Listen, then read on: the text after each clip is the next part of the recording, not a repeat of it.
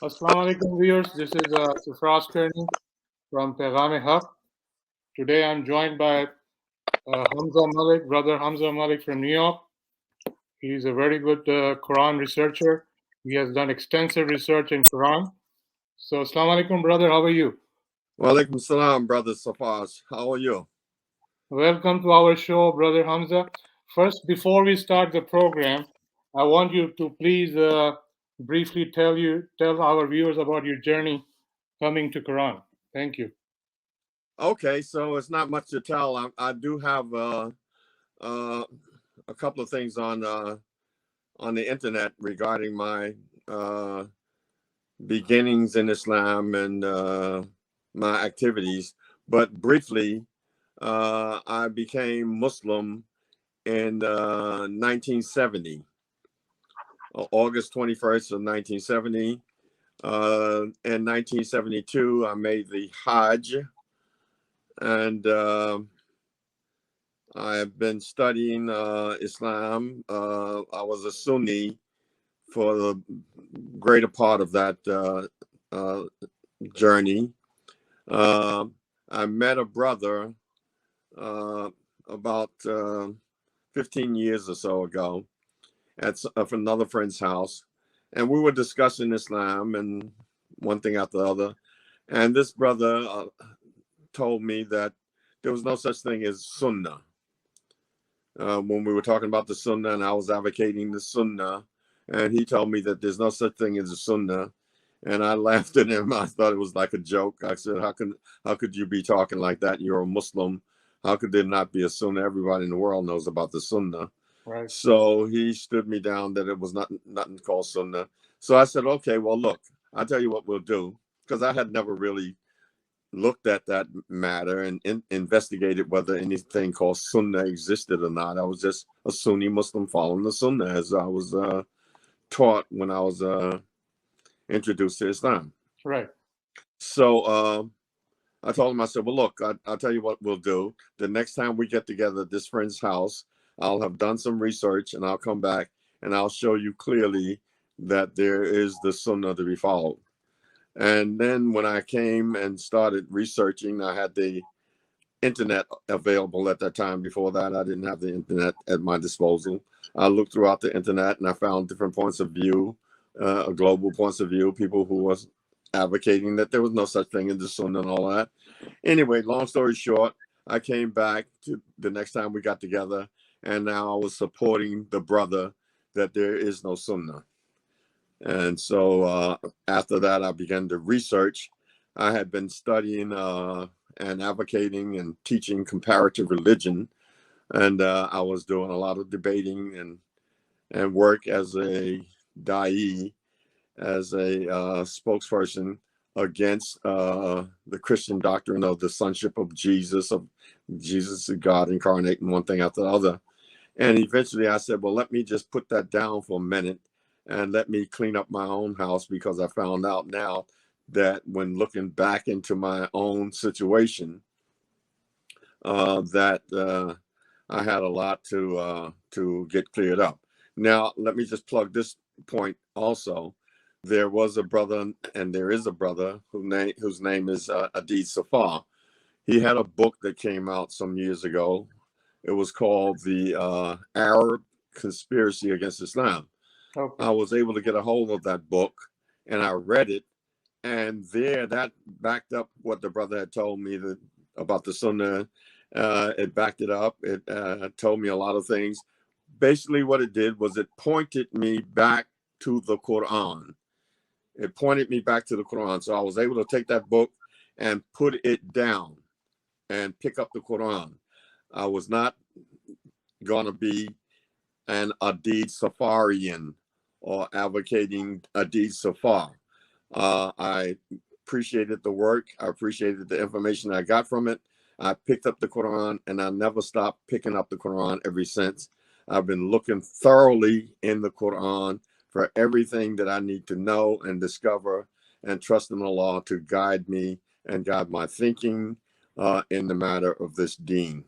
So this is where we're at now. Thank you, brother Hamza. A very good introduction by you. And I want you to please, this is the program. Today we are doing, the topic is our discussion is those who follow Huda.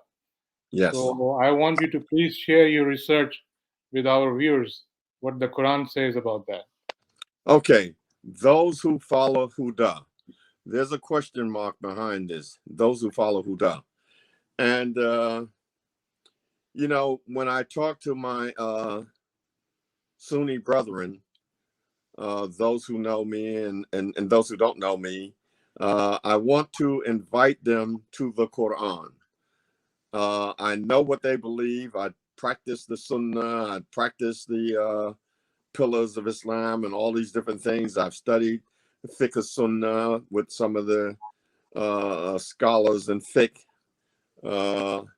I studied certain aspects of tafsir and one thing after the other on the level that I was studying at the time. So I know basically what the Sunni brother, what his material is, what he talks about, what he advocates, how he practices, and one thing after the other. So I want to try to bring him in. So the best thing I can do is wait for an opening when I meet my brother, how to start this conversation. I used to always teach something called a funnel technique. In other words, as you have a funnel and it's big at the top and narrow at the bottom, so Right. at the top is where a lot of questions, a lot of talk goes on.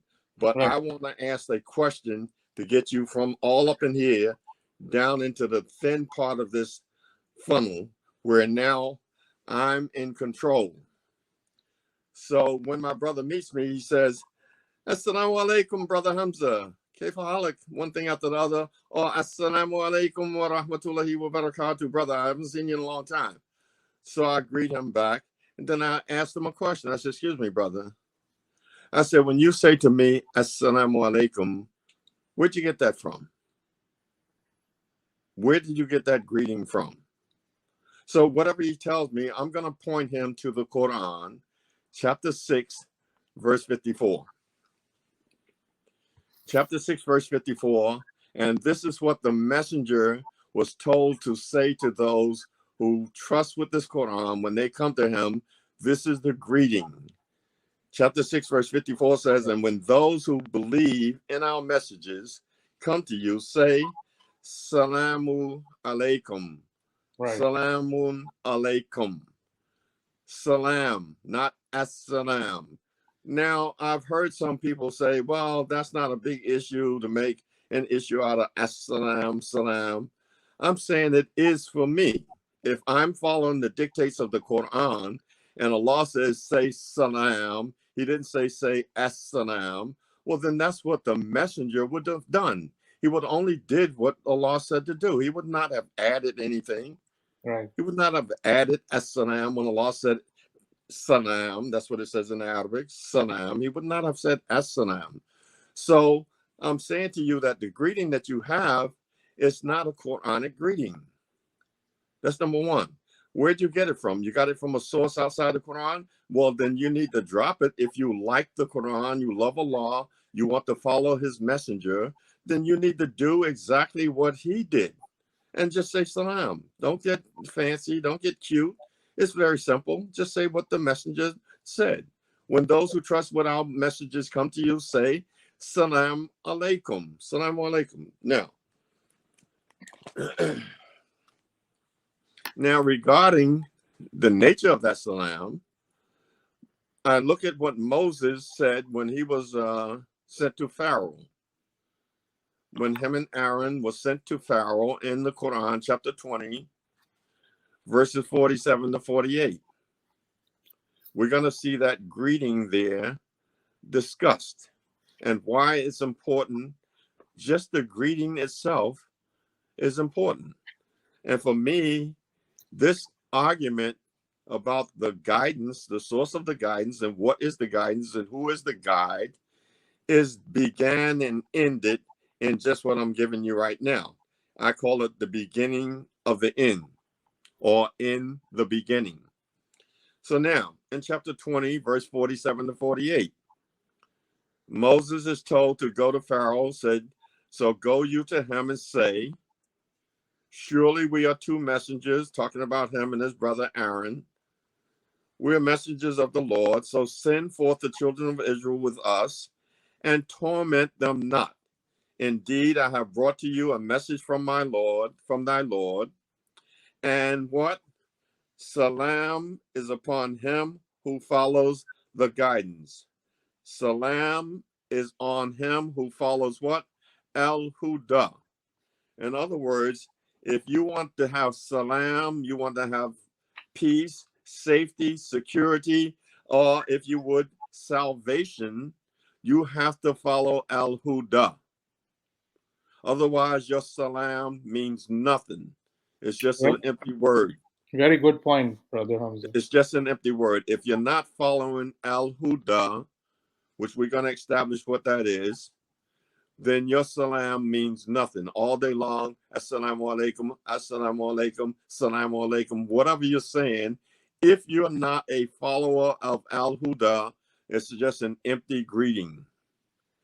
So he says in verse 48, it has indeed been revealed to us rather, that punishment will overtake him who rejects and turns away, who rejects AlHuda, and turns away. Punishment will overtake you. So that's clear. So that has now, when I talked to the brother, he just stood there and said, Assalamu alaikum, Brother Hamza, I haven't seen you for a long while. Now I have just dressed him up and stripped him down and ended his situation completely by letting him know that your greeting is wrong. And once you get it right, you have to be a follower of AlHuda, which is Allah alone, via his revelation alone, which I'm saying in this case is the Quran alone. We're going to establish that as we go. Is that clear? Do you understand what I just said there? Very clear. Very good. Very well explained by you. Very good. So let's move on. So this I'm calling a new beginning.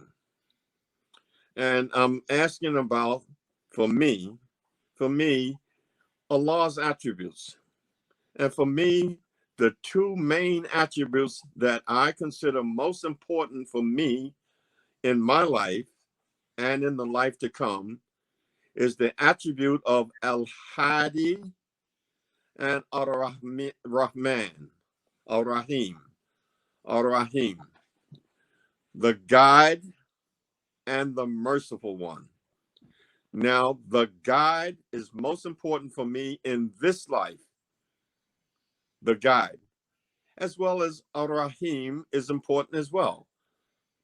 But Ar-Rahim is going to be more important for me in the next life, and Al-Hadi will not be important because there's nothing to guide in the next life. It's all over now. You have your deeds before you. You're held accountable for what you did, and there's no other guiding except now the guiding to those who disbelieve to hell, guide them to hell, and the guiding of those who believe, guide them to paradise. And you're going to find that in chapter 39, verse 71 and 73. You'll find those two places where they are guided either to hell or to paradise. So now, regarding the Al-Hadi in this life, chapter 20, verse 50, why that concept of guidance is most important. Everything that exists depends on the guidance of Allah. There's nothing that exists in creation that Allah has created that does not stand in need of Huda, guidance, and that is not being guided by Allah. Now,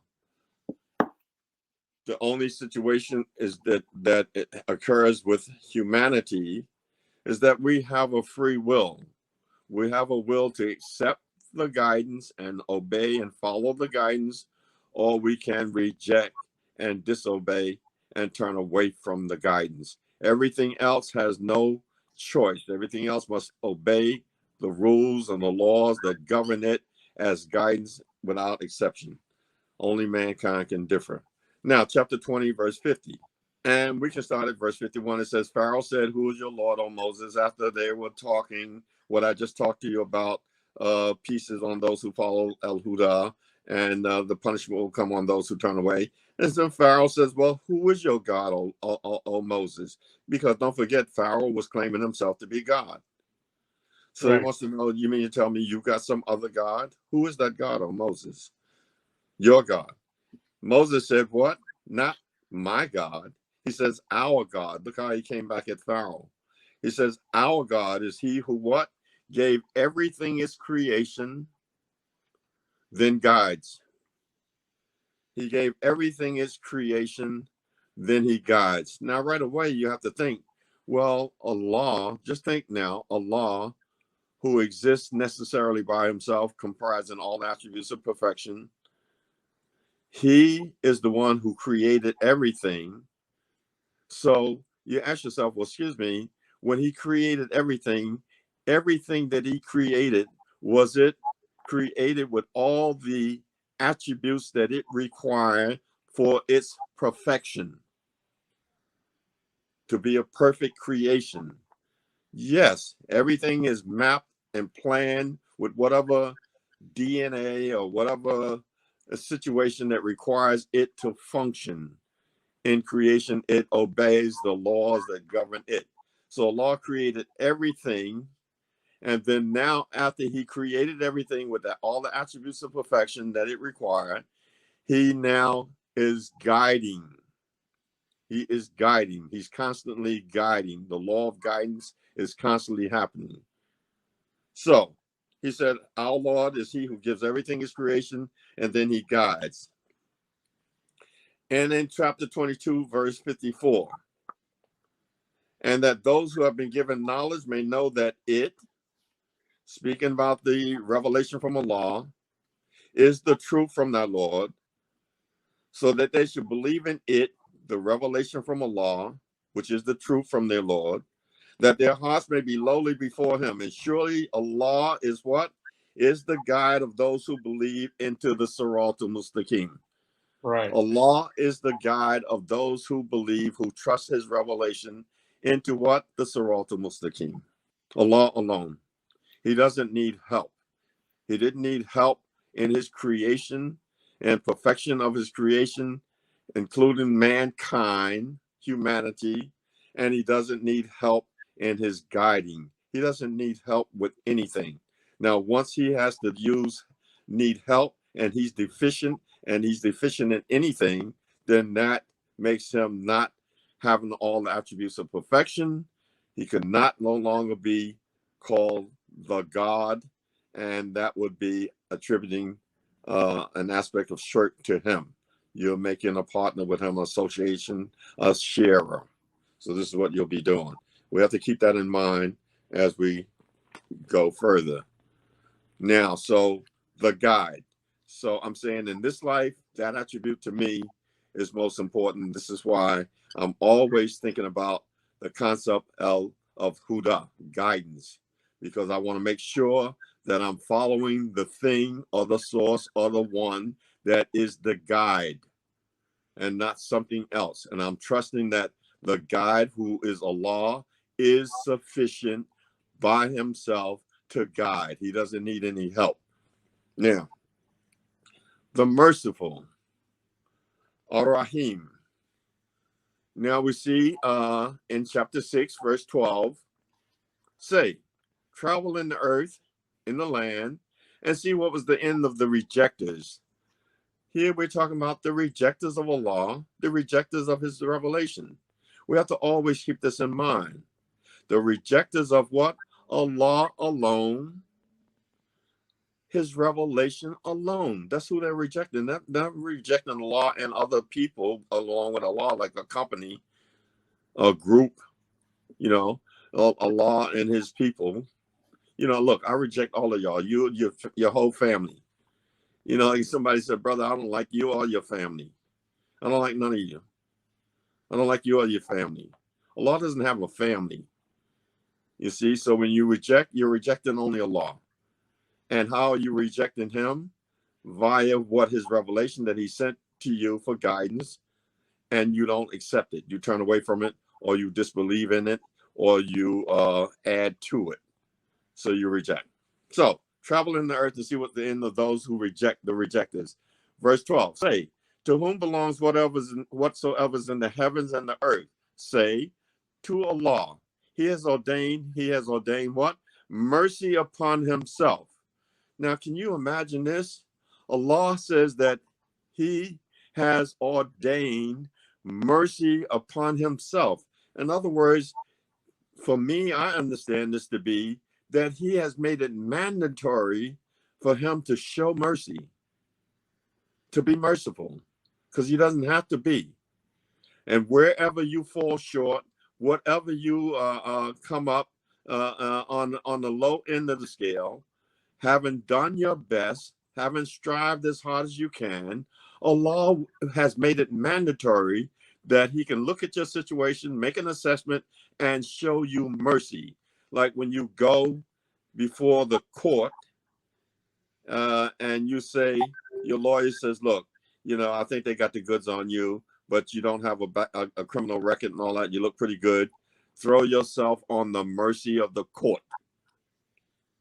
Throw yourself on the mercy of the court. Stand, look good, look and all that. And maybe the judge will look at you and say, okay, young man, I tell you what, we're going to give you probation, 5 years of community service and 3 years of probation or whatever. But had you had some other stuff going on, we could have hit you with a big penalty and ruin your life. So you're at the mercy of the court. So when you stand before Allah on the day of judgment, you will stand before your Lord at his mercy, because you will not know your situation. You can have hope that you have gained good deeds and you have done good, but in the end, you don't know. So, chapter 6, verse 12, say to whom belongs whatsoever is in the heaven and earth, say to Allah, he has ordained mercy on himself. He will certainly gather you on the day of resurrection. There is no doubt about it. Those who have lost their souls will not, those who have lost their souls will not believe. Now, 39:53, say, O my servants who have acted extravagantly regarding their souls, despair not of the mercy of thy Lord. In other words, whatever you have done in this life and whatever you have done, don't despair at any time of the mercy of Allah. Try to straighten yourself out, get yourself together, always be conscious and mindful of your Creator, and always struggle to overcome yourself, overcome your lower self to rise to the occasion, and always hope that Allah will show you mercy. Mercy in this case for me is to allow you to live long enough to get yourself together, and don't let you die right now before you can get that chance. Because now once you're flat on your deathbed and all that, and you decide to call out to Allah and you want to get yourself together, it's too late. So the mercy would be that he allows you to live long enough to achieve the goal that you should have achieved. Now, just in my case, coming up next month, I'll be 79 years old. What argument could I possibly have before Allah that I did not have time, that he did not show me mercy to get myself together? So now you think because I'm studying this Quran, trying to understand what Allah has said in his book, the Revelation, and I'm going to put my trust in that alone. You think I'm going to take time to wonder at something else, as if this Quran, this revelation from Allah, that he is not sufficient and what he has revealed is not sufficient to the best of my understanding, the best of my intellect? I'm going to trust what he has sent down. That's what I'm going to do. And I'm going to be at his mercy. So, surely Allah forgives sins altogether. He is indeed the forgiving, the merciful one, Ar-Rahim. So never despair of the mercy of Allah. So those two attributes are very important for me. Now, let's get more into the topic that we're talking about, the Huda. Let's see how it works. So I'm calling this the Great Expulsion. The Great Expulsion and the probationary life. In other words, when mankind was expelled from paradise into this state of existence in this life, in this world, and this is what I'm calling a probationary period. Time for you now to get your act together, reform yourself, and now because you'll be coming back before your Lord again. You're not just going to keep going into obliteration and this puff of smoke and this disappear and never be held accountable. You will be held accountable for your sojourn in this life, for what you do. So this is your probationary period. So that starts with me. I'm going to start here in chapter 2, verse 36 to 38. Chapter 2, verse 36 to 38. And this is after this big schism that's going on between Shaitan, and he's rebelling. He doesn't want to show any submission to mankind. He doesn't want to obey his Lord. So Allah says regarding the devil, but the devil made them slip. When he talked to, finally he spoke with Adam, and the devil made them slip from it and caused them to depart from a state in which they were in. We said what? Because Adam was told ate from the forbidding fruit of whatever that situation is, and he fell out of the state that he was in, disobeyed his Lord, and the devil made him do that, whispered to him, and gave him, as a matter of fact, when you read through the Quran, you'll find out that Allah told Adam not to eat from the tree, and did not what? Did not give Adam any details. And then here comes Shaitan with the details. Your Lord don't want you to eat from this tree because if you do this, so and so and so will be the case and one the case and all that. So here comes the details from who? From Shaitan. Like they say, the devil is in the details. So now, here we go. But the devil made them slip from it, chapter 2, verse 36, and caused them to depart from the state in which they were in. And we said, go forth, some of you are enemies to the other. And there's for you in the earth an abode and a provision for a time. 37. Then Adam received words from his Lord, and he turned to him in repentance, and Allah turned to him mercifully, rather. Surely he is off returning to mercy, the merciful one. We said in verse 38, this is the one I want to get to. We said in verse 38, we said, go forth from this state all. Surely there will come to you Hudan. Surely there will come to you what? Hudan. This is the word Allah uses. Surely there will come to you Hudan. He didn't say surely there will come to you mansions, success, rivers of milk and honey, one thing after the other, roofs of gold and silver. No. What will come to you? Hudan.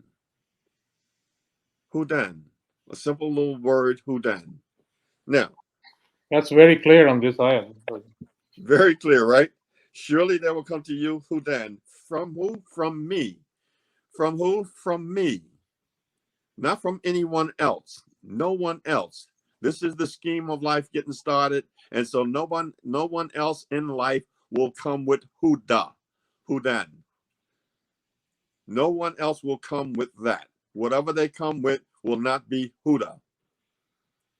Very good. Very well informed, yeah. Then it says, whoever follows what? My guidance, no fear will come on them, nor will they grieve. So now, here's where now I have to ask, in particular, my Sunni Muslim brothers. I don't deal with too many Shia brothers, so I don't talk about them too much, although they are included. But my Sunni Muslim brothers, I have to ask them, excuse me, brother, in this verse here, when Allah says, whoever follows my guidance, is or was Muhammad to be included? Is or was Muhammad to be included in the whoever? They have no choice but to say yes. Muhammad didn't even exist at the time. This is maybe millions of years before any existence of Muhammad. But when he did come to his time, and his time is gone some 1,400 years ago, and it's our time now, then we are included. So it would be the same thing if I had said, oh, am I to be included in that? Yes, I am. That's 1,400 years removed from Muhammad. So he was to be included as well. He would have to follow Allah's guidance. Guidance. So we'll have to find out, well, how did he get that guidance? Who brought that guidance to him? Was he to obey or disobey the guidance from the guide who brought it to him, the messenger in this case, who brought it to him from Allah? He'd have to obey Allah and obey the messenger. Put it that way. He would have to obey Allah and obey the messenger to follow the guidance. So this is what we want to talk about now. Right. Now Allah goes on to say, and those who disbelieve and reject our messages, they are the companions of the fire, they will abide therein. So those who disbelieve and reject our messages, you see, to reject the messages, you have to reject the messenger, and to reject the messenger, you have to reject Allah. You see, so this is why we see clearly that Allah tells the prophet in chapter 6, verse 33, when he's probably upset that the people are chiding him and calling him, disobeying him, acting silly, one thing after the other, annoying him. He's grieving himself to death, maybe trying to get them to accept this message. Allah says, don't you worry. It's not you, chapter 6, verse 33. It's not you that they give the lie to. It's Allah and his messages. Right. You see? So whenever you call the messenger or you disbelieve the messenger, you're disbelieving Allah. You're rejecting Allah. And we know that straight away from Allah, the messenger who comes directly from Allah is not Muhammad, it's the Jibril, the angel Jibril. He's the messenger in this case. It's Allah and his messenger has to be Allah and Jibril, first of all. So Muhammad would have to obey Allah via his messenger, Jibril. And now Jibril will appoint him now as a messenger to the rest of humanity. Right. You see, because there's no malaika walking on the earth. Allah said, had there been angels on the earth walking around on the earth, he was sent an angel as a messenger. So the angel just came to Muhammad and initiated him as the now messenger to mankind.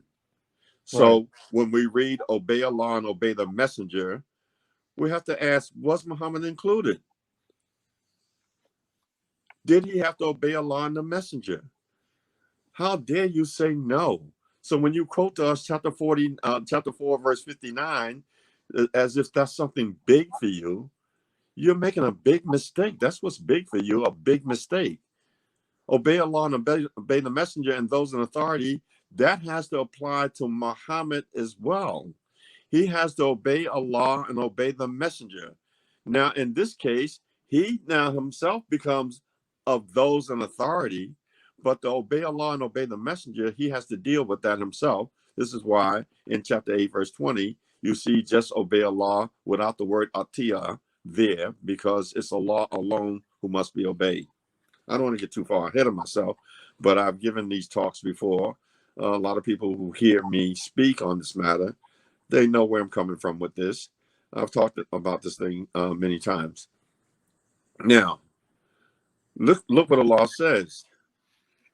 He said, get thee out of here, surely Hudan will come to you, whoever follows my Hudan, Huda.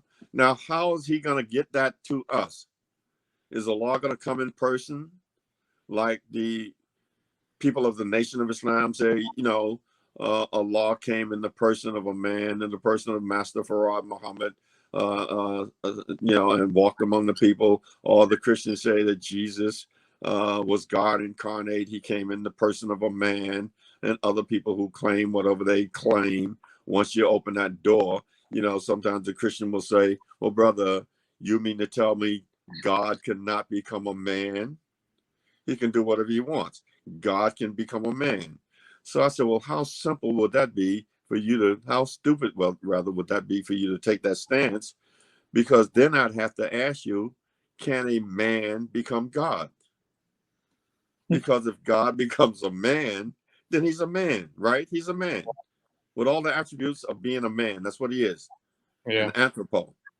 So now can a man become God? If so, then every Tom, Dick, and Harry can claim themselves God. Right. So you open the door for that. So you can see that's nonsense. You see, but they try to jam us up with that kind of talk. Anyway, let's see how the message is going to get to us in chapter 7, verse 35. Chapter 7, verse 35. O children of Adam, if messengers come to you from among you, relating to you what? My messages, then whosoever guards against evil and acts aright, they shall have no fear, nor shall they grieve. So, O children of Adam, if messengers come to you from among you, relating to you my messages, not relating to you nothing else. There's nothing else. Now, Allah knows whatever else they could relate to you, my messages and their sunnah and this person and that person's pattern of conduct or whatever, relating to you all of these things, then you trust these things. No, my messages, you see, no grief and no fear. And those who reject our messages and turn away from them haughtily, these are the companions of fire, they shall abide there in it. So now we see all the time, Allah is talking about Allah alone via, in this case, the Quran alone. Exactly. The book of Allah alone, the Kitab Allah alone. It clearly says on this ayat, my revelation. My revelation, right? Mine, not nobody else's. Period. Messages come with my revelation, not with nothing else. No other, there's no second source. Right. There's no second source, no second thing that you got independent revelation and you can start making laws and governing things and all that. No, none of that. Whatever you got independently, that's just something for you. You know, I wake up in the night and I dream something. I can't go to you and brother Safraz, you know, I dream so and so. I think you should sell your house and move to New York. Imagine that kind of silliness. You know, I got revelation in a dream. I can claim that. No, that's not happening. So we have to say, was Muhammad included? You see, every time we have to remember to think, was Muhammad included when there's a possibility that he could be included? We don't have to, we can't miss that opportunity to say, oh, excuse me, was Muhammad included in that? If so, then we can't independently separate him and make him some separate entity that's competing with Allah in terms of authority. Brother Hamza, I know you have to do more on this topic. Before you go on, I have a question for you. Yes. When you raise this question to our Sunni brothers, then when you show them those ayats, what are their response to you? What they say? Well, unfortunately, I haven't had too many chances to deal with that because people mostly avoid me in person. In other words, people that I know that know me, somehow or another they avoid me in person, or they don't contact me via phone or via Facebook or anything like that to chat with me. The people who I know, they just avoid me. So now the people who, when I post things on my page, on Facebook page, on YouTube, I leave it open for comments and one thing after the other. I don't get too much feedback. I mean, because why? What are you going to say? I'm quoting to you the Quran. What in the world could you possibly ask me about? I'm not giving you no fatwa. I'm not giving you no opinion of mine. I'm just quoting to you the verses of the Quran. I stand strictly behind the Quran. You see, I'm a person who I stand behind the Quran. This is it. I don't get out in the Quran. I'm not in front of the Quran. The Quran is behind me and I'm talking. No, the Quran is in front of me. You see, it's my shield. So what are you going to say? You whatever you say, you have to be saying that to Allah. You see, like if you ask me, well, brother, where are the details for Salah? And I tell you that, brother, look, Allah says the book is fully explained, clear and detailed. As a matter of fact, I tell you in chapter 6, verse 38, Allah says there, we have left what? Nothing out of the book. We have left nothing out of the book. What does that mean? I said, brother, just flip that around. Just turn your brain around upside down for a minute and put it this way. Everything is in the book. Everything is in the book. We have left nothing out of the book. That means everything is what? In the book that you need, that you require. So when Allah talks about Salah, when he talks about Hajj, when he talks about Siyam, when he talks about Zakat, when he talks about whatever he talks about, everything you need to know about it is in the book. It's very clear on this ayat. You follow me? Yeah, it's very clear in this ayat. It's very clear. Very, so what very do clear. you? So it's not me that you have a problem with. You have a problem with Allah. So now you need to go to the side, brother. Excuse me. Go over to the side somewhere and make dua and ask Allah to guide your thinking and answer these questions for you, because that's the one you have the problem with, not with me.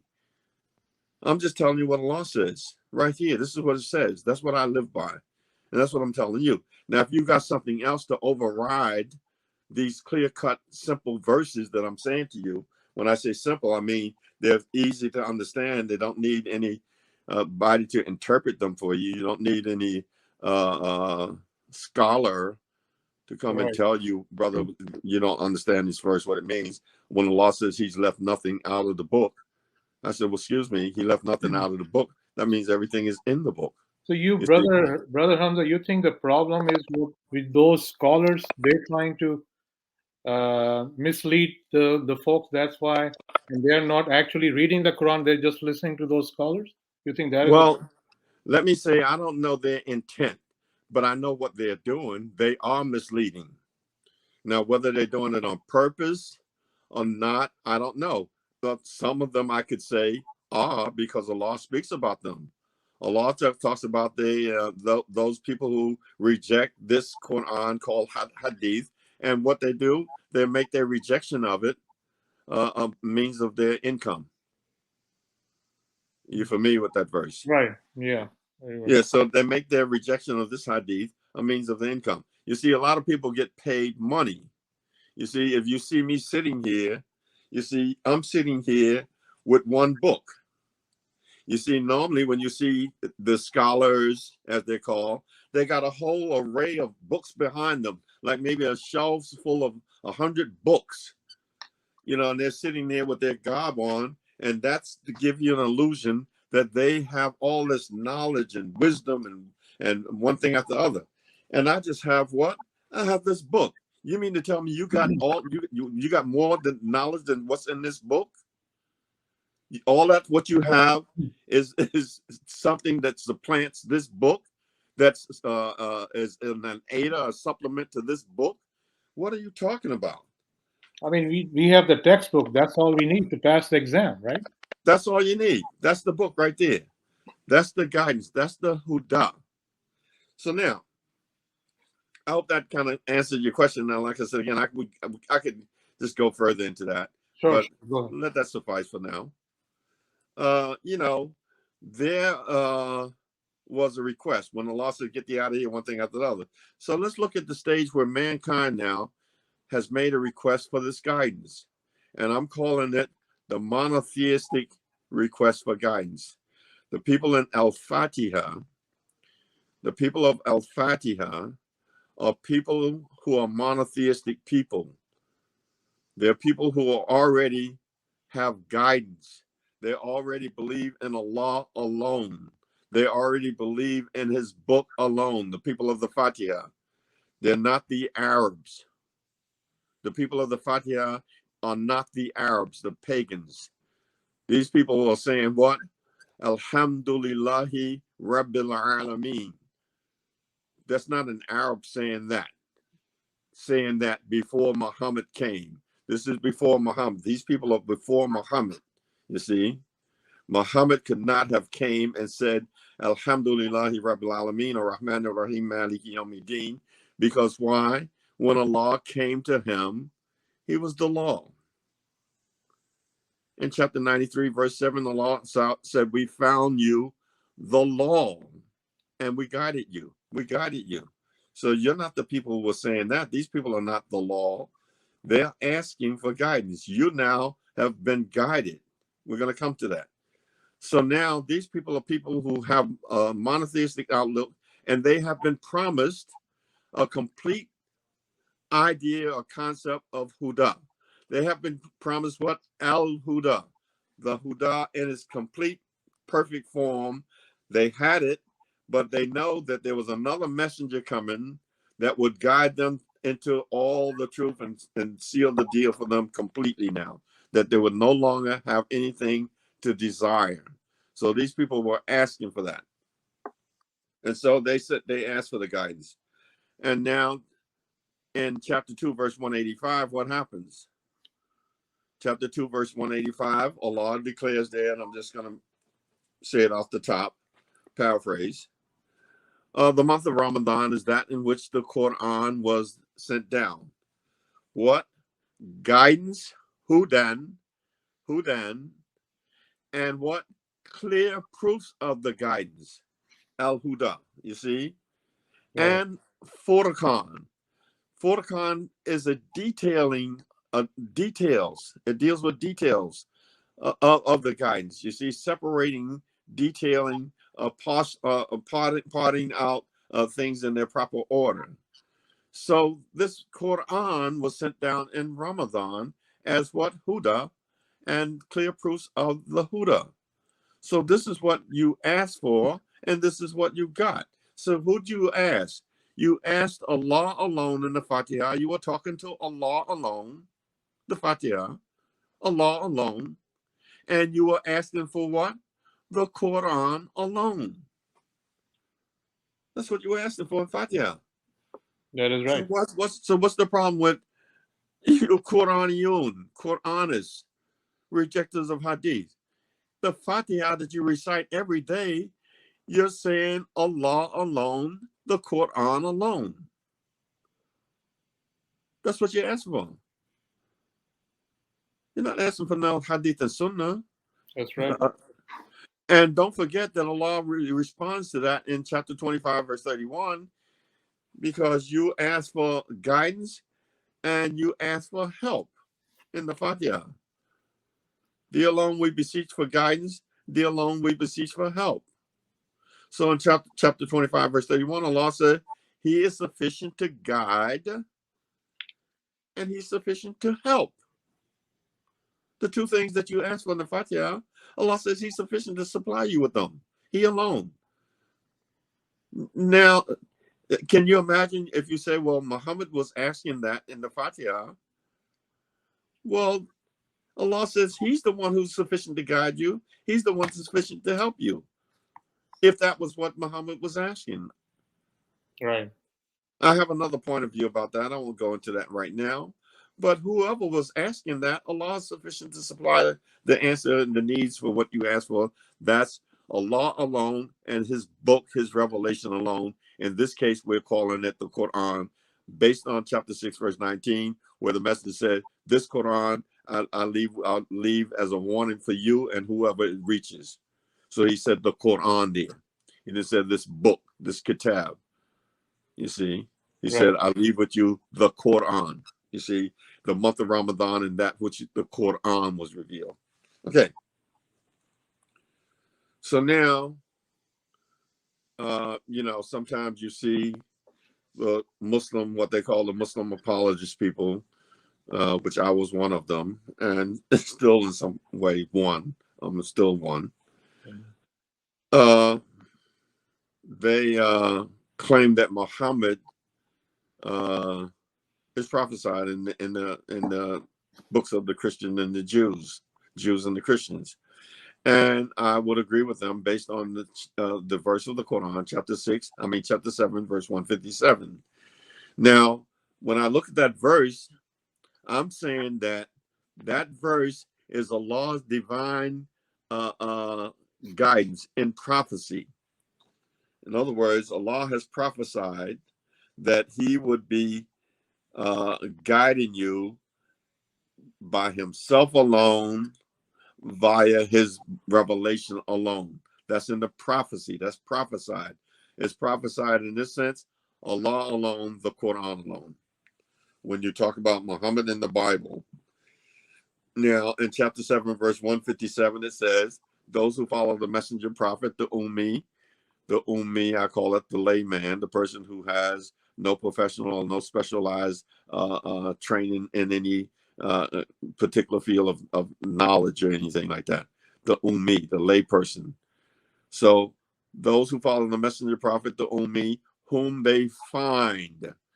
Whom they find. This is very important. Whom they find, not whom they used to find.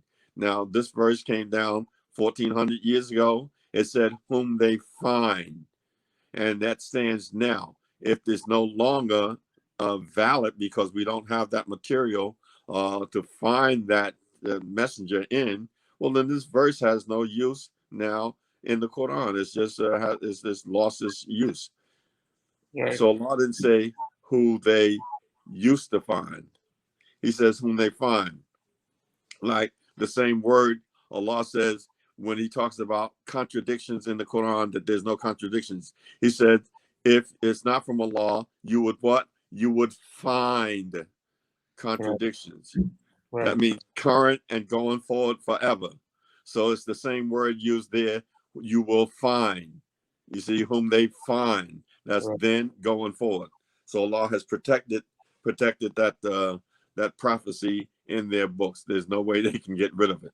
So now, whom they find mentioned in the Torah and the Injil, he enjoins on them good, forbids them the evil, makes lawful for them their good things, prohibits them the impure things. He removes from them their burdens and the shackles which were on them. So those who believe in him and honor him and help him. And what? Here's the important point. Here's the important point. Follow the light which has been sent down with him. Follow the light which has been sent down with him. Now, the light is al-nur, and al-nur is always singular. There's no lights. Right. There's no lights that has been sent down with him. Whatever has been sent down with him that you are to follow is one source, is singular. Now, who's going to argue with that? What Muslim scholar is going to argue with this? This is a prophecy now. This is a prophecy.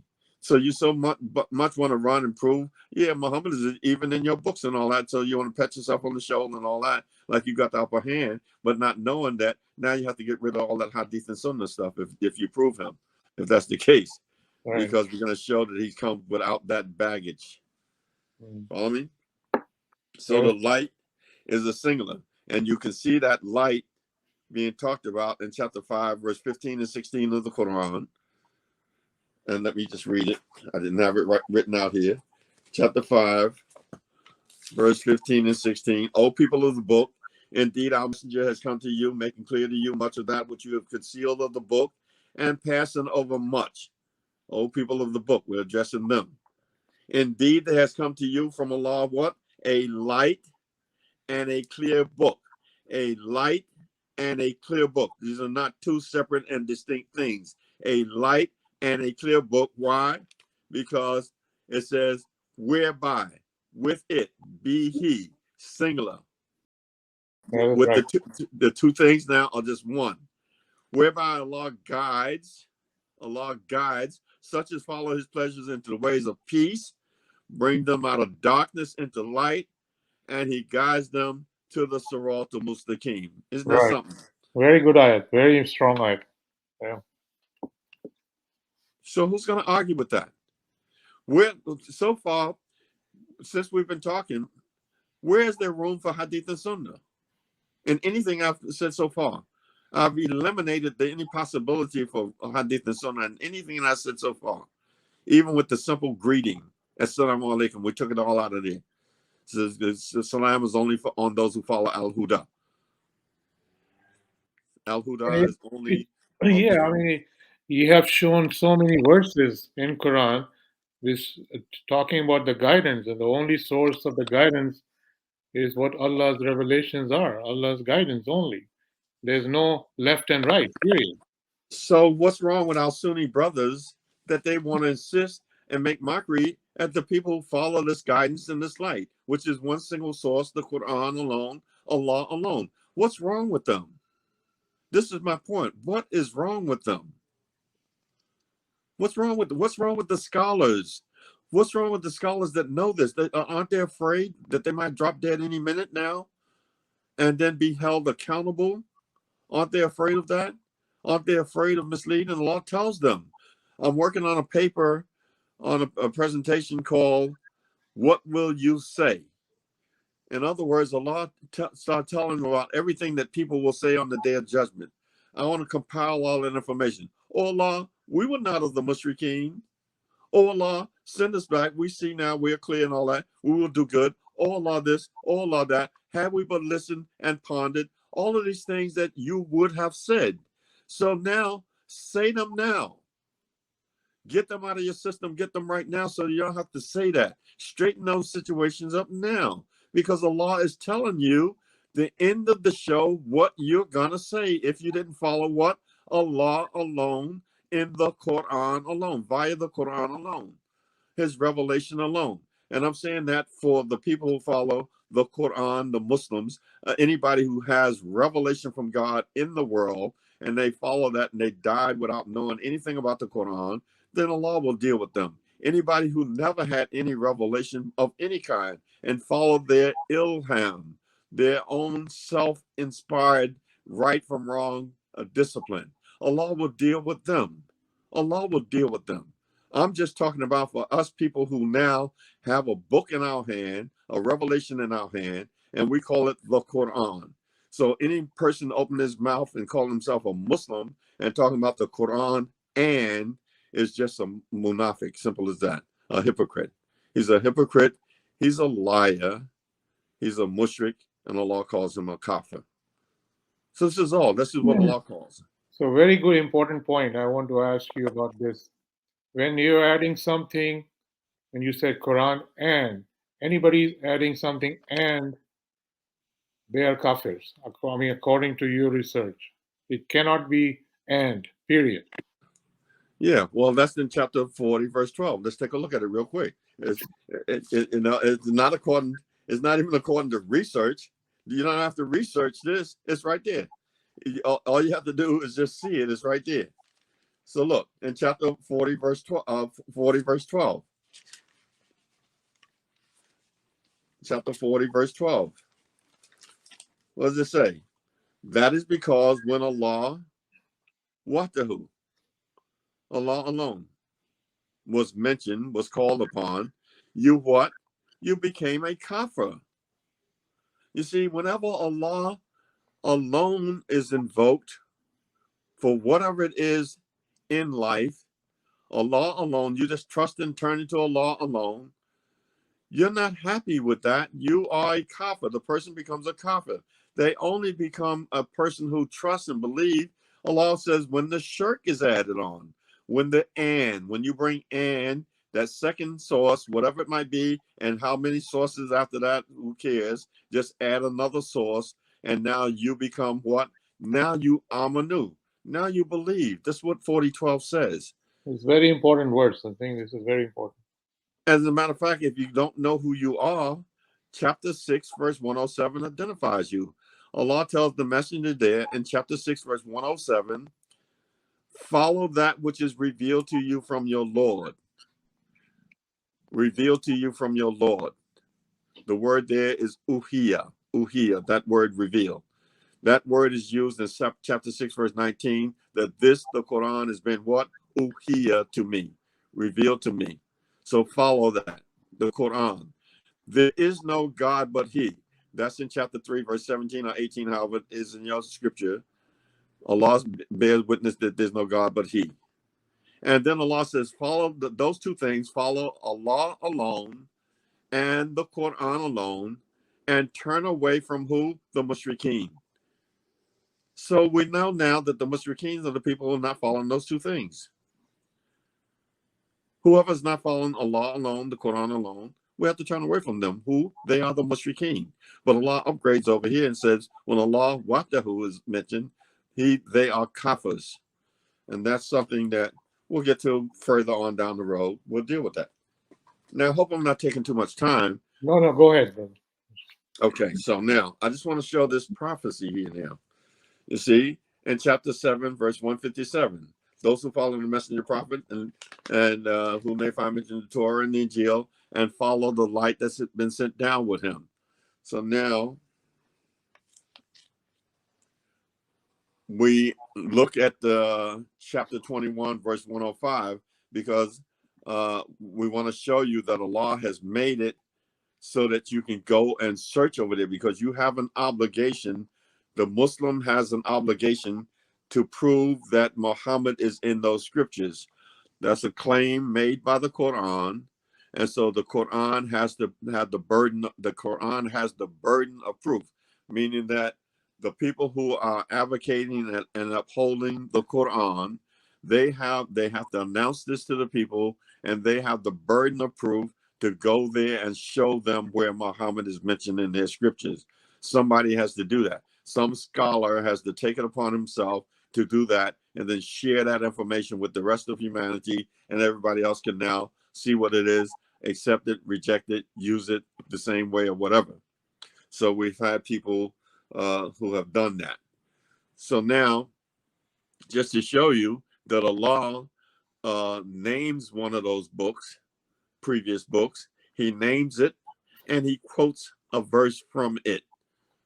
You see, in chapter 21, verse 105. Chapter 21, verse 105, Allah says, we wrote in the what? The Zabur. The Zabur. After the Dhikra, you see, after the Dhikra, that my righteous servants will inherit the land. So now he wrote in the Zabur.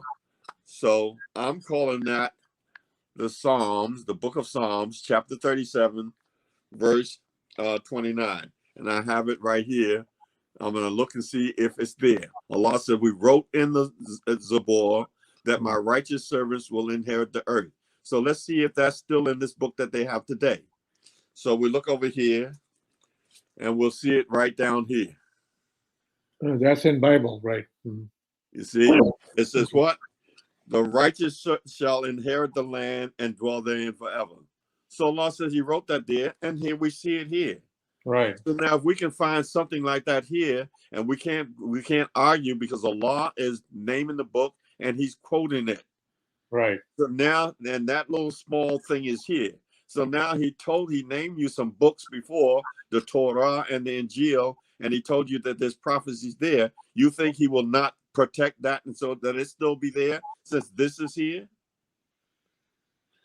Why would he safeguard this little passage here and reject and let get lost the prophecy that's going to take you outside of the Quran, what they call circular reasoning, that the Quran is from Allah because the law says it's from Allah, and the Quran says the law says it's from Allah, or whatever, so you're just within the book. No, Allah says you can go outside the book and find in other books, other sources, that Muhammad is mentioned there. He's described there. So let's take a look. So now, again, before we go further, it says in chapter 10, verse 94, but if thou art in doubt as to that which we have sent down to thee, ask those who read the book before thee. If you're in doubt, talking to the messenger, if you have any doubt, you see, the prophet rather, Right. if you have any doubt about what we have sent down to you, that's in his capacity as prophet. The messenger will never have any doubt about anything. Allah's never chiding him under the description of Rasul, messenger. Right. You see, but under this description of Nabi, prophet, well, then Allah chides him from time to time. You see, and Allah calls him by name or description 4 times in the Quran. And one of the times he said, Muhammad is nothing but a messenger. Right. Muhammad is nothing but a messenger. Follow me? So now, but if you are in doubt as to that which we have sent down to thee, ask those who read the book before thee. Certainly that the truth has come to you from your Lord, so be not of the doubters. So now look at this. If Allah is suggesting to Muhammad that if you are in doubt, I don't know if he had any doubt or not. That's not my issue here. But the point is that Allah says, if you have any doubt, ask those people who read the book before you. So now that means if you ask them, you have to be open for the information that they give you. Right. He's not going to ask you, and then you, whatever they say, you say, look, man, I don't care nothing about that. I don't care nothing about that. I don't care nothing about that. I don't care about that. No, you have to pay attention and sift the information that they give you. When Allah tells you to ask if you're in doubt about something. That's true. Now, again, excuse me.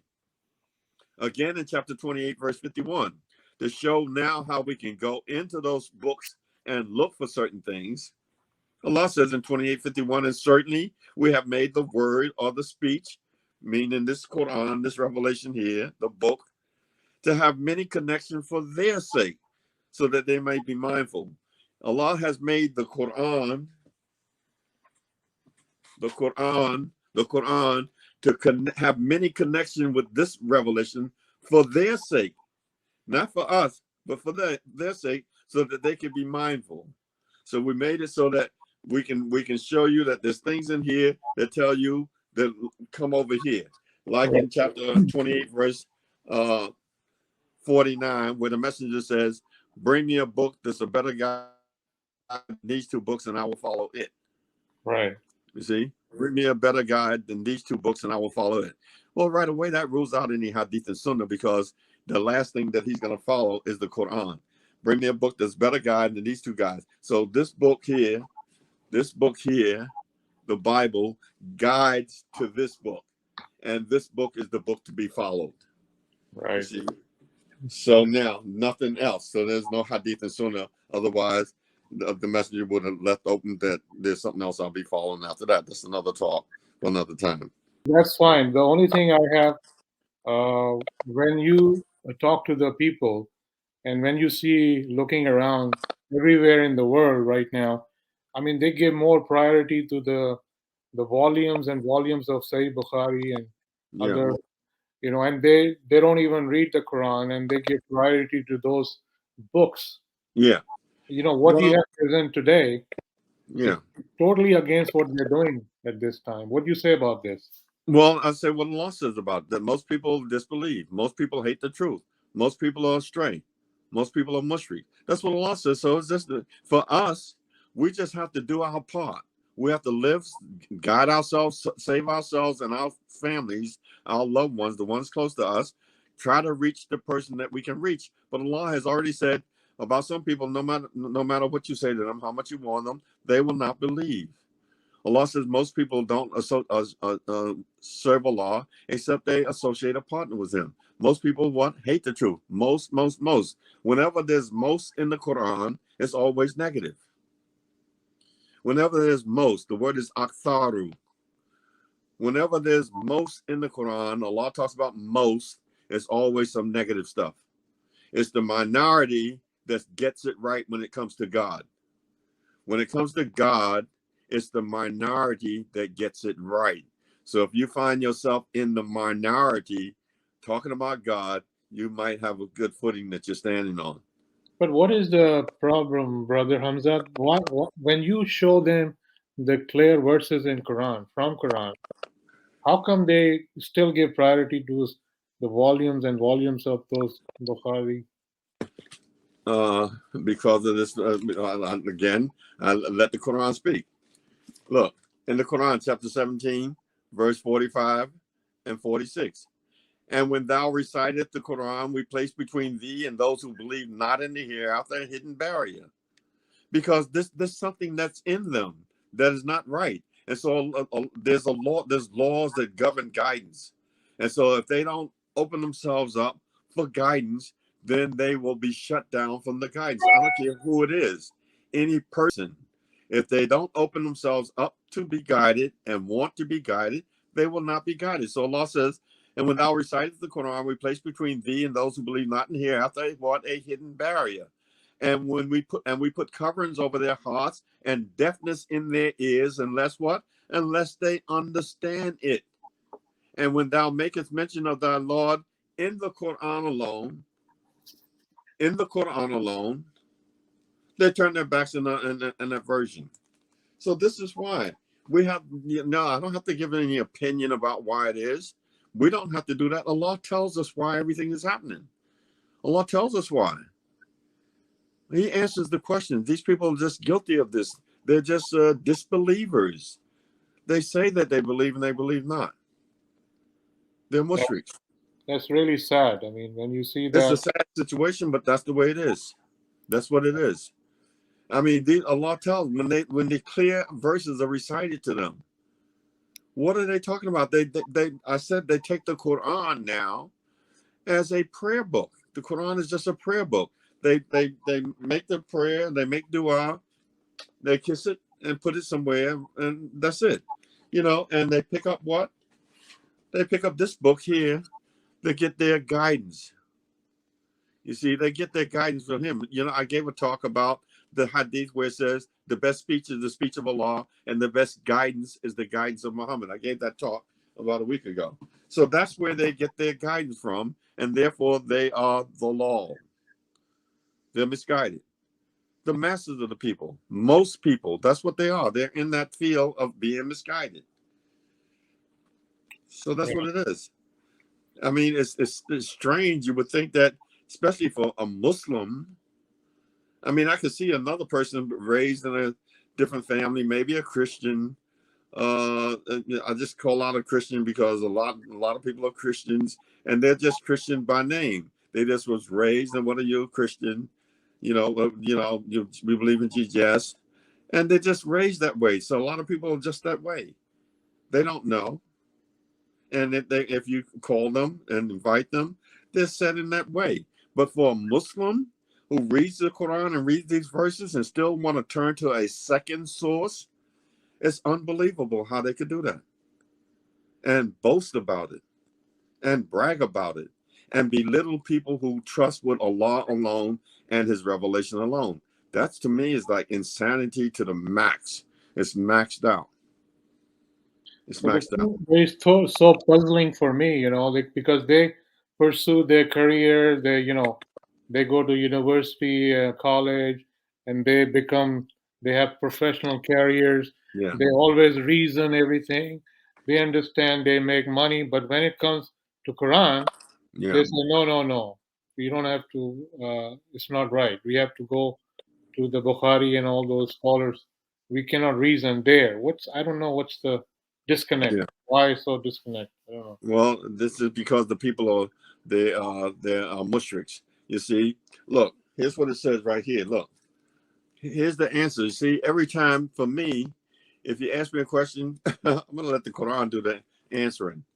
You see, yeah, 42:13. Allah says here, He has made plain to you the deen, the Sharia, the religion they call it, the Sharia. He has Sharia to you, the deen which He has enjoined upon who? Noah, and which we has revealed to thee. And we have enjoined on Abraham and Moses and Jesus. What? To establish the deen and be not divided therein. To establish the deen. You see, Allah says in chapter 5, verse 3, this day I've completed my favor for you, perfected for your deen, and called Islam as your deen. It's complete and perfect. That means there's nothing else required on that day that Allah made that revelation to the messenger. It was complete and perfect. There's no hadith and sunnah can be used or needed there. Once you bring in a second source, you're saying that no, it was not complete and it was not perfected. So you call Allah a liar right away. This is what you're doing over and over again. And a lot of people, they just do it because they have to be with the in crowd. They want to be with the majority. They don't want to be an outcast. They don't want to be labeled. They don't want to be called. So they want to be in with the people. They're selling their souls out to be popular. You see? So it says, look, establish the deen, be not divided. It says, hard on the mushrik, is that what you invite them? Hard on the mushrik, is that what you're inviting them to? It's hard on the mushrik. To invite them to this Quran, this is one thing. The Quran is one thing. A mushrik needs two or more things. You see? A mushrik needs two or more things. A mushrik can't use one thing. A mushrik cannot use one thing because then he would be a person of Tawheed, a monotheist, you see? Right. But he's a mushrik, so he has to associate something. He has to have something to share with God. You see, so he needs two things or more. So It says hard on the mushrik is inviting them to this one thing. It's hard on them. Right. That's what Allah says. It's hard on them. It's hard on them. They, brother, look, you Quran alone, Quranis, these Quranis, how to respond to these Quranis. You see, you can't practice the deen without the sunnah of Muhammad. You can't practice Allah's deen. You can't do what Noah did, what Abraham did, what Moses did, all these people who did whatever they did before Muhammad came.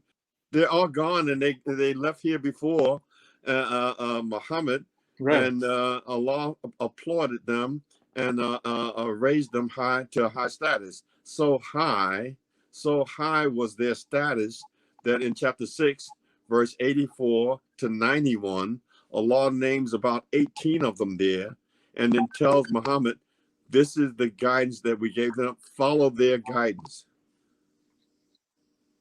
Follow their guidance. That's how highly and they were held in esteem. So this is what goes on here. Now, I'm going to just go and not go through all of this biblical thing that I was going to go through, because I'm thinking maybe getting a little tedious. I'm making my point as we go. I mean, I can do this all day long. I know you can. I can do this all day long, one verse after verse after verse after verse. And there's nothing to question. You will not be able to question any verse that I'm telling you. No question, no ifs, ands, or buts. But let me just give you an overview of what I was going to show you. Yeah, go ahead. A prophet like Moses. It's going to start with the research, and I got this up on the internet. You know, when I give a lecture on Muhammad in the Bible, you can look there. And there's plenty of other people who have them. I'm just talking about mine. You start in the book of John, chapter 1, verse 19 to 21 and 25, where it talks about there that John the Baptist was in a prison somewhere, and the Jews sent people to ask him, who art thou? And they asked him 3 questions. Art thou Elias? Art thou the Christ? Or thou that prophet? You see? In other words, the Jews were waiting for 3 great personalities to return before their situation would be made sufficient for them. So they asked John the Baptist, are you the Christ? Are you Elias, who was taken up in a whirlwind waiting to come back? Or are you that prophet? And so when you're looking at concordance under that prophet, it will take you over to Deuteronomy chapter 18 and verse 18. But I started at verse 15 and to 22, and it talks about God raising up a prophet from among the brethren of the Jews, like Moses, a prophet like Moses. And God is going to do what? Going to put my words, his words, in his mouth. God is going to put, I will put my words in that prophet's mouth. My words in his mouth, not his words. He will speak my words, not his words. His words are going to be over here. I'm not going to put this in his mouth. This is his words. This is what you're telling us. You're telling us this is Muhammad's words. But no, this is what God is going to put in his mouth. This words. I will put my words in his mouth, and he will speak what? All that I command him, all this here, nothing else. And it shall come to pass, comes with a warning attached. It shall come to pass that whosoever will not hearken to my words which he shall speak in my name, I personally will require it of him. So now we move over to the book of John in the so-called New Testament.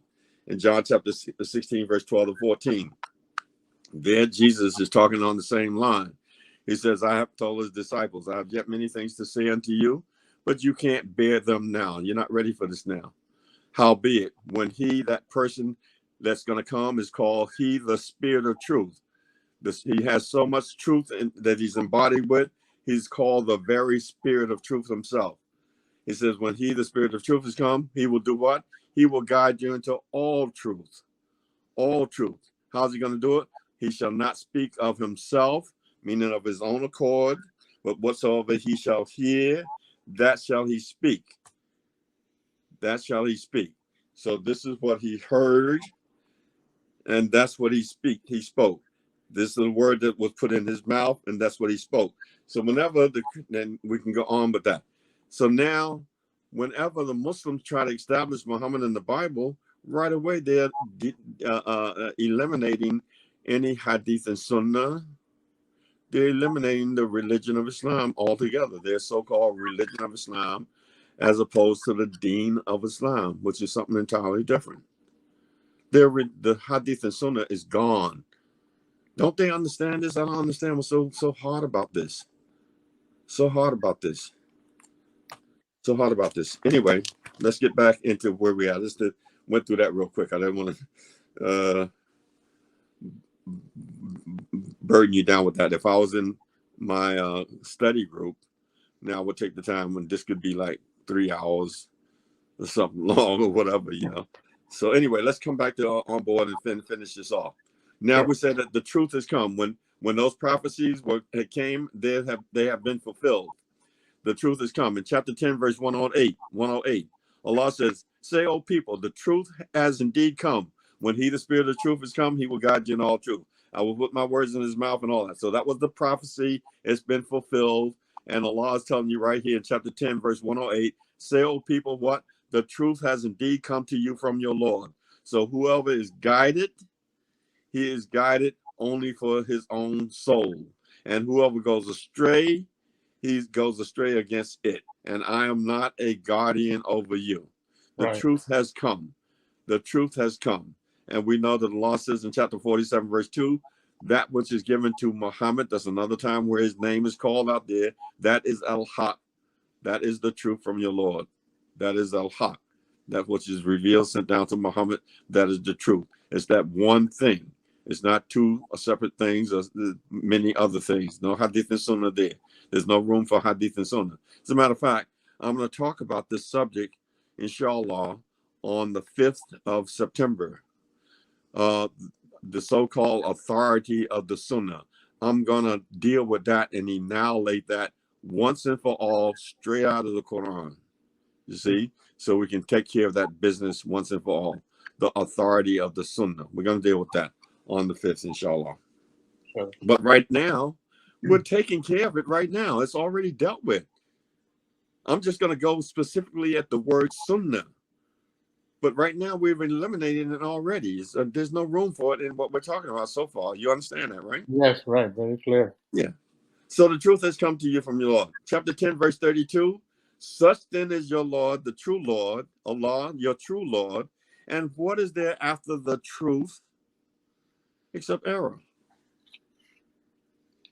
So Allah said the truth has come. This is the truth. This is the truth. This is Al-Haqq from your Lord. This is the truth. Not this here. This is not the truth from your Lord. You don't even know what this is.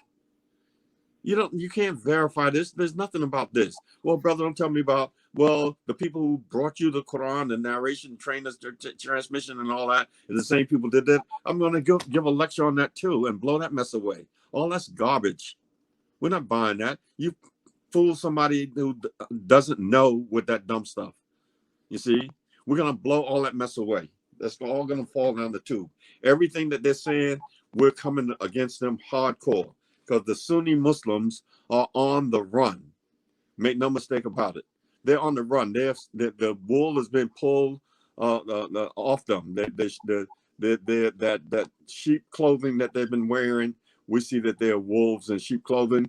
We call them, like we said before, sticks of wood propped up and dressed up like clothing, like scarecrows. They're just nothing. They're empty sticks of wood, hollow logs. So we're coming after them hardcore. So now look. So such then is your Lord, the true Lord. And what is there after the truth? After the truth, except falsehood. So if you don't have truth, you have falsehood. Simple as that. There's no half truth in between, almost truth. It's either the truth or it's falsehood. That's not true, right?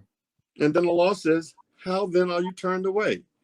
Allah is asking you, well, how are you turned away? Now, here's the big question. Chapter 10, verse 35 to 36. The big question.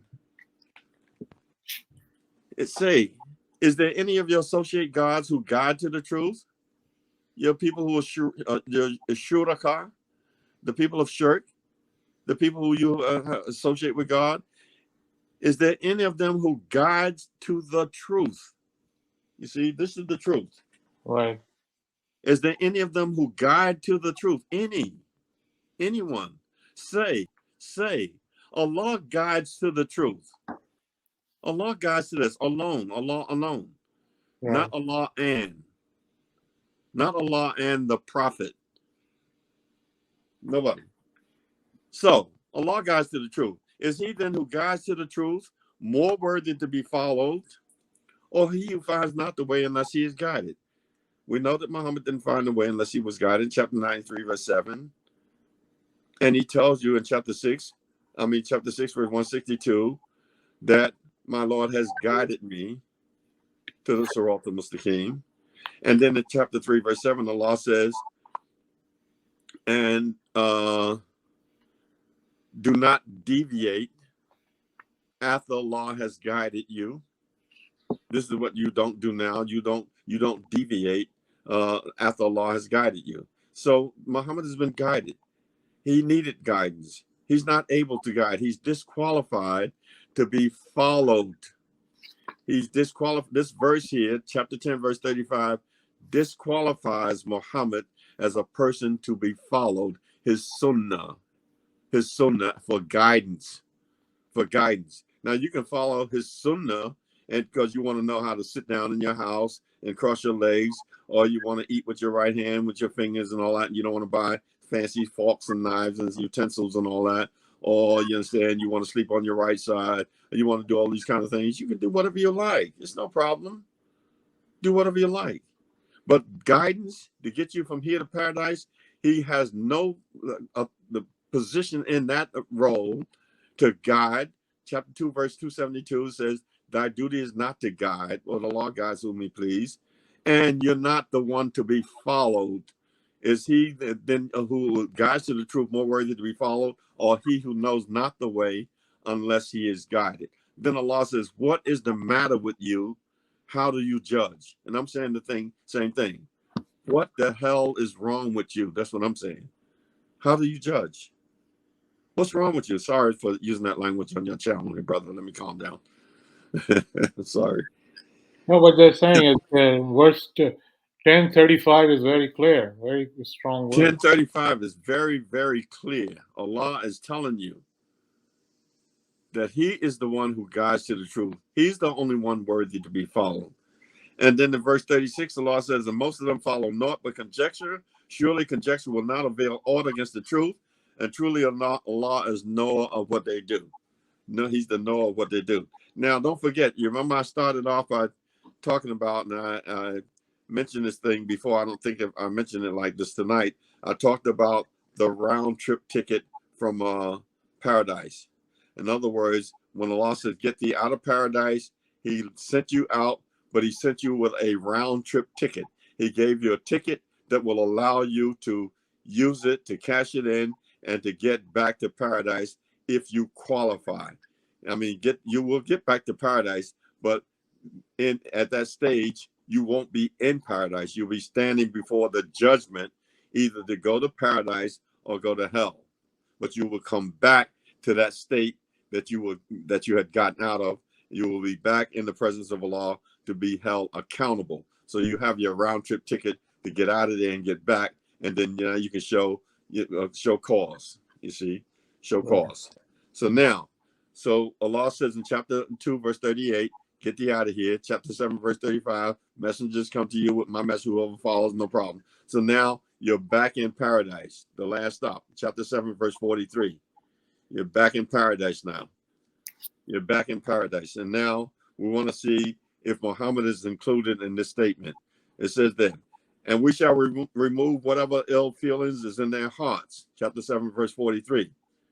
Rivers flow beneath them. And they say, these people who's standing in paradise now, who have achieved success, this is what they say.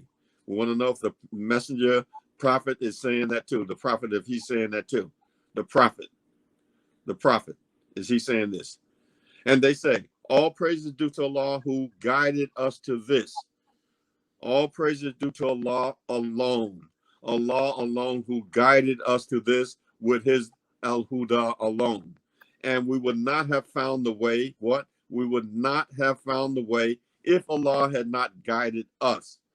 Certainly the messengers of our Lord brought the truth, Al-Haqq.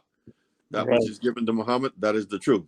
and it will be cried out to them, this is the garden in which you are to inherit for what you did.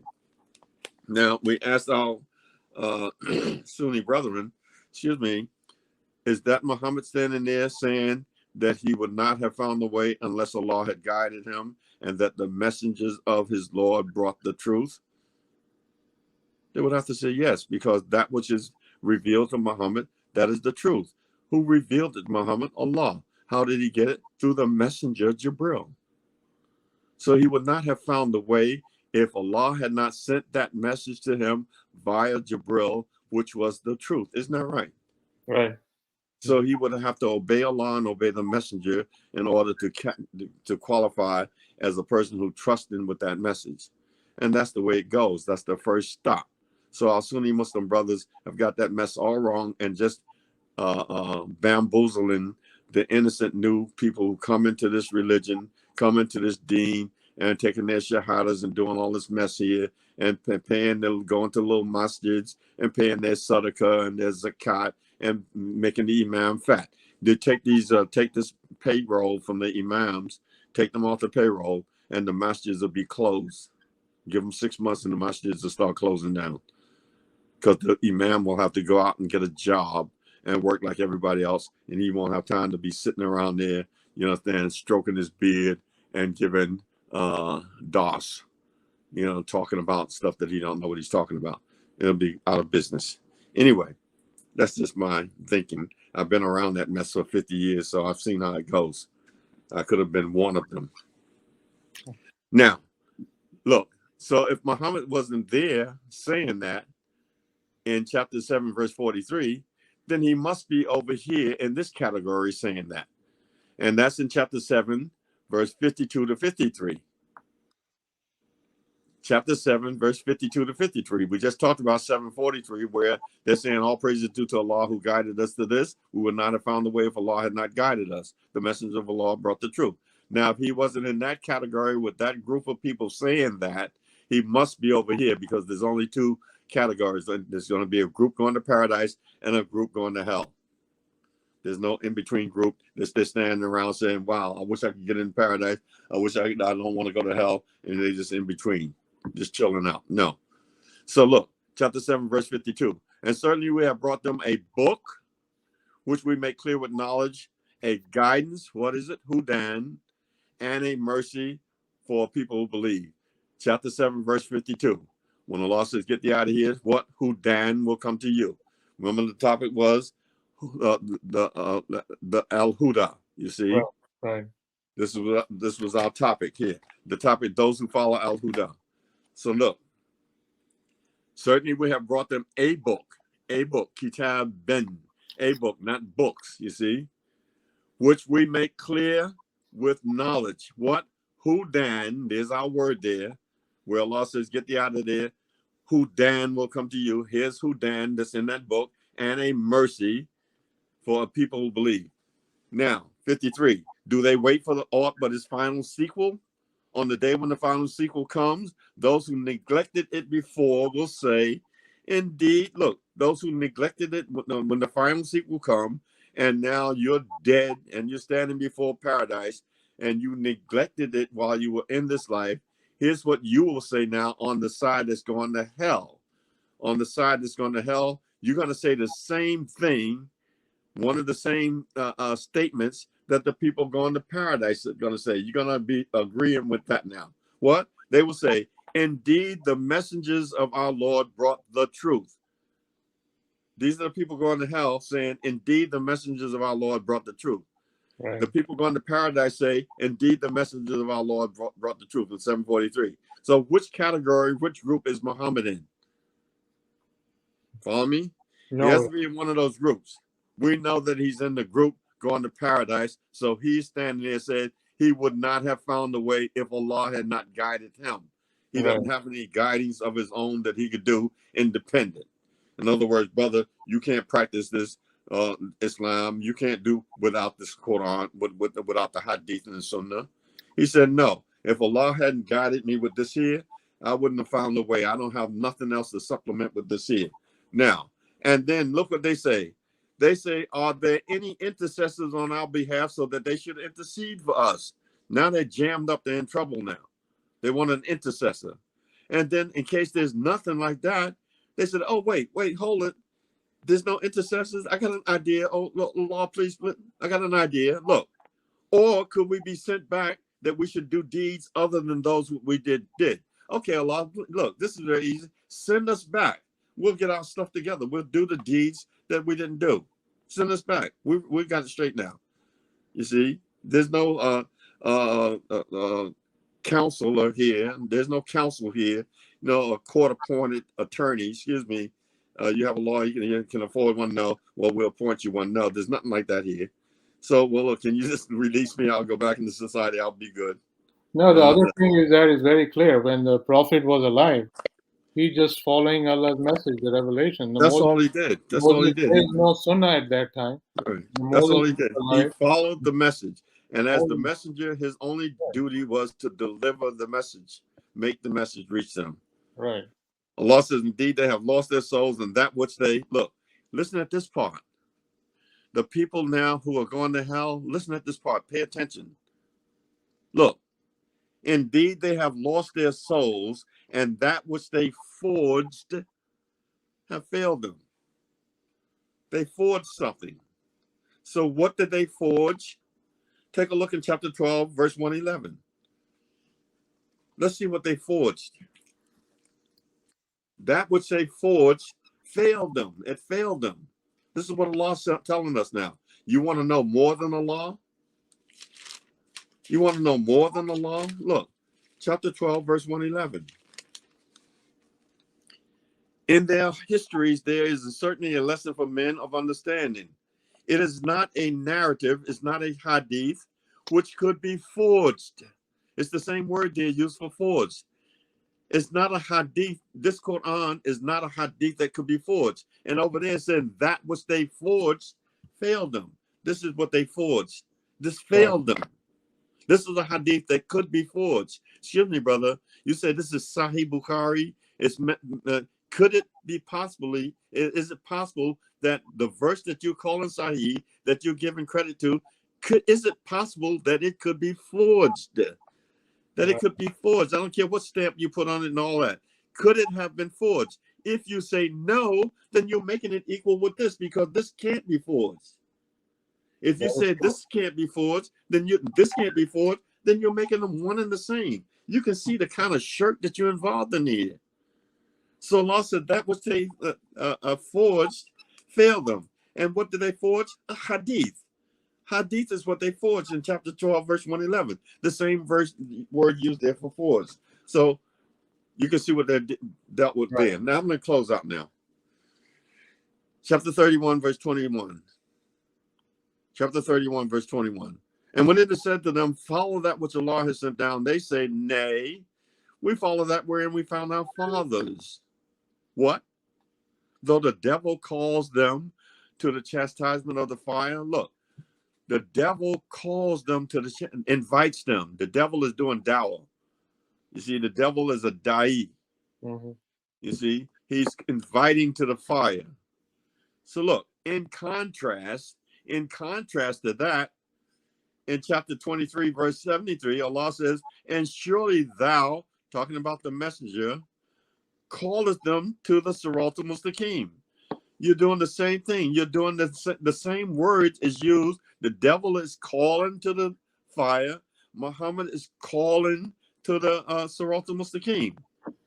So that shows that the devil is not guiding anybody. He's got no guidance. And the devil and Muhammad is not guiding. They're inviting. They're inviting, you see. Right. Allah is the guide. They're inviting. So now we see that in contrast to that, Muhammad is inviting to the Sirat al-Mustaqim. Chapter 6, verse 71. Say, 671. Say, shall I call besides Allah on that which profits us not? Shall we call besides Allah on that which profits us not nor harms us? And shall we be turned back on our heels? What? After Allah has guided us? Like the one whom the devil causes to follow his low desires and the bewilderment in the earth. He has companions, sahabas, He has Sahabas, companions, who called him to the guidance. Don't forget that Muhammad was a Sahaba also. When you talk about the Sahabas of the Prophet was Sahabas of the Sahabas. In chapter 53, verse 2 to 7, it says, your Sahaba, your companion doesn't err and all that. He's a Sahaba also. Doesn't make the big thing out of this Sahaba business. Right. You see? They make it like so there's some kind of saints or something. You know, that there's some saint levels or something. Companions. Says, look, he has companions who call him to what? AlHuda. He's got his companions calling him AlHuda, saying, come to us, saying, surely the guidance of Allah, that is the guidance. You see? That is AlHuda. And we are commanded to submit to the Lord of the worlds. 34:24. 34:24. 34:24. This is what I like to leave a stamp with everybody when I speak with them. 34:24. Say, who gives you substance from the heavens and the earth? Say, Allah. Then surely we who follow the Quran alone, or you who follow second sources and all that, are on AlHuda, which is the Quran, of the law Mubin. There it is. Either you or we are on AlHuda. AlHuda is the Quran, or you're the law Mubin. The law is clear. It's clear because why? If you're not following the Quran alone, you got you're clear. Your stuff is not, brother, that's clear then. It's not like you're even trying to hide it. You know, it's clear. You're the law Mubin. This is a very powerful ayat, very clear ayat. Very powerful indeed.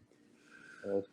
So, any questions about anything? Yeah, brother, very good research by you, very good presentation by you. And in the end, I just want you to please give a message to our viewers. What do you think is important for today's what's going on in the world? What is the important message you want to give so our viewers, so they will, look for this? I mean, what they're doing in their daily life, what is important right now? What do you think?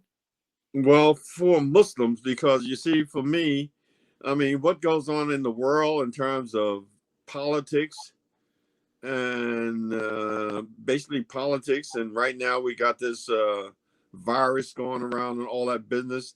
I mean, there's not much an individual like me, can do to rectify any of that kind of stuff.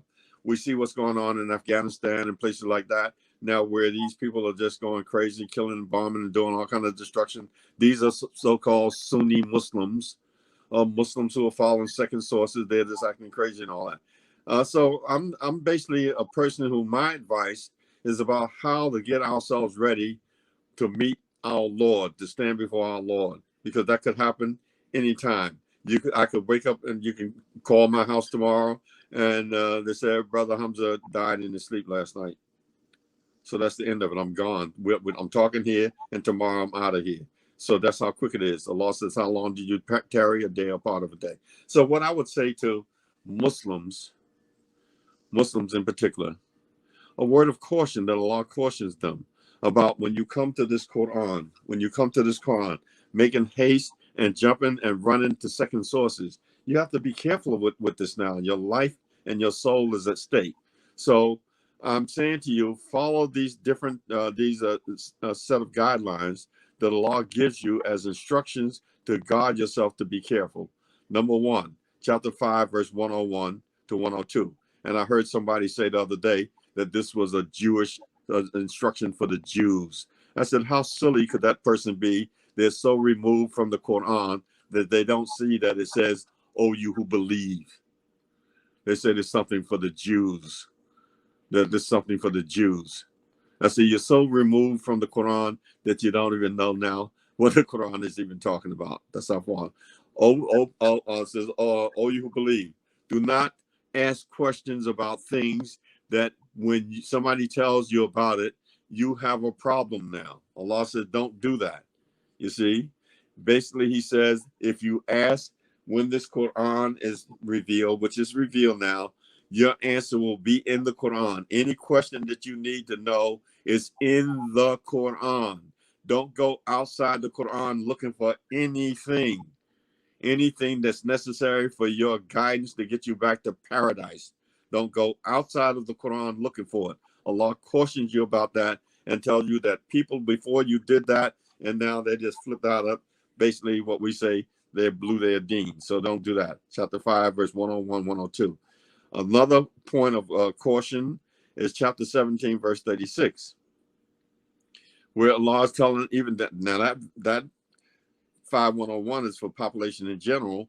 This was directed at the prophet, but by it being what I consider to be a transgenerational verse, it has no boundaries. It's not confined to any time-bound situation. 1736. Don't pursue that for which you have no knowledge. You see, don't pursue anything that you have no knowledge. Surely your hearing, your sight, and your intellect will be questioned about. So if you don't find something that you're looking for and you don't know, leave it alone. Do what you're supposed to do. Do good deeds. Don't associate nothing with Allah. Do as many good deeds as you can. Don't follow anything that you don't know. Be seeking, searching, asking Allah to guide your thinking, guide your mind, but don't go getting into something, looking outside the Quran and dibbling and dabbling in stuff that you don't know. That's going to get you in trouble. So Allah told the prophet that. Imagine you and I. And finally, in chapter 20, verse 114, he was told, do not make haste with the Quran until this revelation is made clear to you, and say, my Lord, increase me in knowledge, or with knowledge. And that don't mean increase me to my understanding of it with a whole lot of books and all that, like you see sitting behind the people when they're talking. They got all these rows of books and all that, and they got all this knowledge. No, increase me as an individual by having knowledge about what I'm doing. Make me grow myself based on the right knowledge and right understanding. This is my advice. Thank you, Brother Hamza Malik, joining us today. Thanks for your time. Thank you, viewers, for joining us today. Our show is ending today. So at the end, I'm going to say, please take care of yourself, your neighbors, your family. Please ponder on Quran. Try to read and understand Quran every single day. Assalamu alaikum, Dr. Hamza Malik. My brother, thank you very much for having me as your guest. Thank you very much. Salam.